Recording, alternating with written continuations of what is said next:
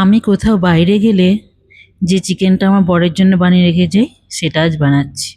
চিকেনটাকে প্রথমে নুন হলুদ দিয়ে মাখিয়ে ম্যারিনেট করে রেখেছিলাম, দিয়ে পেঁয়াজগুলো কেটে নিচ্ছি। পেঁয়াজগুলো মালাদিকে বলেছিলাম যে ছাড়িয়ে রেখে যাবে, আমি কেটে নেবো, কারণ আগে থাকতে কেটে রাখলে গন্ধ হয়ে যায়, তো সে গন্ধ পেঁয়াজটা ইউজ করি না। দিচ্ছি একটু আদা রসুন কাঁচা লঙ্কা বাটতে দিচ্ছি, আর দেবো দই, টক দই। আমি টমেটো ইউজ করি না খুব একটা, কারণ হচ্ছে আমার বরের দুবার কিডনিতে স্টোন হয়েছিল, তখন ডাক্তারে বলেছে টমেটো খাওয়া চলবে না। টমেটো আর দু একটা কিছু জিনিস সবজি আছে যেগুলো বারণ করেছিল।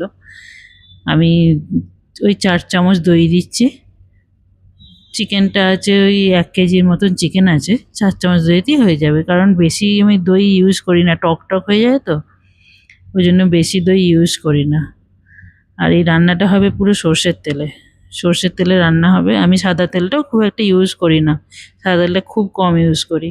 শুধুমাত্র মানে কোনো হয়তো ব্রেড অমলেট করছি, এরকম টাইপের কিছু, যেগুলো চাইনিজ খাবার বানাচ্ছি ওরকম টাইপের কিছু হলে তখন সাদা তেল ইউজ করি, না হলে আমি হচ্ছে সর্ষের তেলটাই সবসময়, একদম সব রান্নাতে সর্ষের তেল আমার।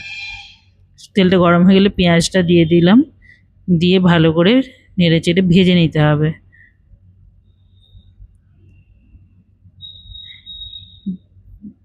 ভালো করে নেড়ে চেড়ে ভেজে নিয়ে তেল বেরিয়ে যাবে, যেমনি লাল লাল হয়ে যাবে সেমনি বাটা মশলাটা দিয়ে দিতে হবে। বাটা মশলাটা পুরো দিয়ে ভালো করে কষাতে হবে, মানে তেল ছাড়বে, যখন তেল ছাড়বে মানে তেল বেরিয়ে আসবে, কষিয়ে কষিয়ে মিডিয়াম টু হাই ফ্লেমে কষাতে হবে। একদম লো ফ্লেমে হলে প্রচুর টাইম লেগে যাবে, অত টাইম দিয়ে তো রান্না করাটা সম্ভব নয়, তাই জন্য একটু মিডিয়াম টু হাই ফ্লেমে দিয়ে ওটাকে কষাতে হবে। কষিয়ে যখন তেলটা বেরিয়ে যাবে তখন দিতে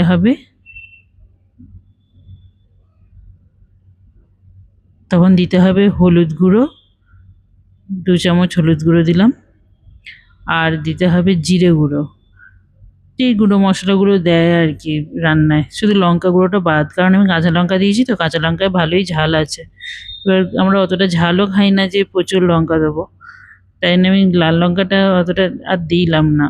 লাল লঙ্কাটা দিলে আরও যদি ঝাল হয়ে যায় সেই জন্য দিলাম না। দিয়ে ওই মশলাগুলো দিয়ে ভালো করে কষিয়ে নিতে হবে। ভালো করে কষিয়ে যখন তেল বেরিয়ে যাবে তখন এবার চিকেনগুলো দিয়ে দিতে হবে। চিকেনগুলো কিন্তু আমি ম্যারিনেট করে রেখেছিলাম প্রায় বলতে গেলে 2-3 ঘন্টা তো বেশি, কারণ আমি চিকেন বানাই যখন, আমি মোটামুটি হাফ দিন, দিনে অর্ধেক মানে 12 ঘন্টা আমি পুরো ম্যারিনেট করে রাখি, ফ্রিজে রেখে দিই।